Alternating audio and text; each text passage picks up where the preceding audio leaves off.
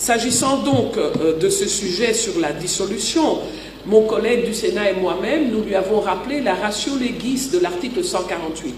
Il ne faut pas jeter des articles de la Constitution en pâture à des incompréhensions ou des malentendus. Comme une réponse du berger à la bergère, la présidente de l'Assemblée nationale, Janine Mabunda Lioko, a réagi le mardi 21 janvier 2020 dernier à l'adresse du chef de l'État tenu les week-ends écoulés devant les Congolais vivant en Grande-Bretagne. Pour Janine Mabunda, toute démarche faisant état à une quelconque dissolution de la Chambre basse du Parlement en RDC serait une haute trahison du pays de la part du chef de l'État au regard de son discours, a-t-elle soutenu. Contacté, certains acteurs politiques louchois se sont exprimés suite à ces propos de Janine Mabunda.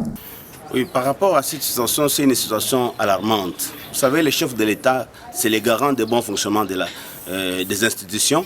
Il est le père de la nation, il représente les pays à l'intérieur, tout comme à l'extérieur. Le peuple, le chef de l'État peut parler dans son pays, il peut parler en dehors de son pays. Et d'ailleurs, il est en train de s'adresser aux Congolais que nous sommes. Donc sur ce plan-là, il a parlé en tant que chef de l'État et ça n'engage pas débat. Et s'il y a eu débat, je pense qu'il y a dérapage dans le fonctionnement des institutions.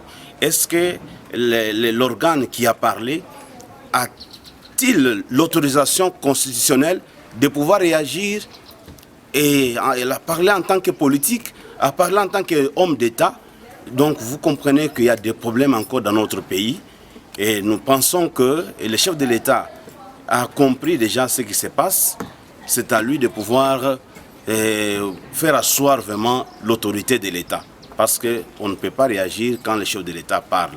Merci beaucoup. Ici, il faut rappeler que M. Kabila n'avait pas encore eu 15 personnes et aujourd'hui, Mabunda vient de l'éprouver sur la place publique. Je pense que Mabunda doit bien lire la Constitution de la République. Elle gère une institution, mais le problème, c'est qu'elle n'arrive pas à lire. Le chef de l'État a dit qu'il n'avait pas d'abord la volonté de dissoudre le Parlement. Et si on les poussait à dissoudre, il était prêt à dissoudre. Mais quand vous lisez l'article 148, on dit en cas de la persistance de la crise, le chef de l'État peut dissoudre le Parlement. Mais le législateur congolais, il était malin, il a laissé l'attitude au chef de l'État. Quand est-ce qu'on constate une crise des institutions? Le chef de l'État, la crise, quand est-ce que d'abord la crise devient persistante? La crise devient persistante, c'est même dans 2 minutes, on peut dire que la crise est persistante. Ce que nous disons, c'est que une autorité comme Janine Mabunda ne pouvait pas faire une sortie médiatique si ratée parce qu'elle vient encore de rater sa sortie médiatique.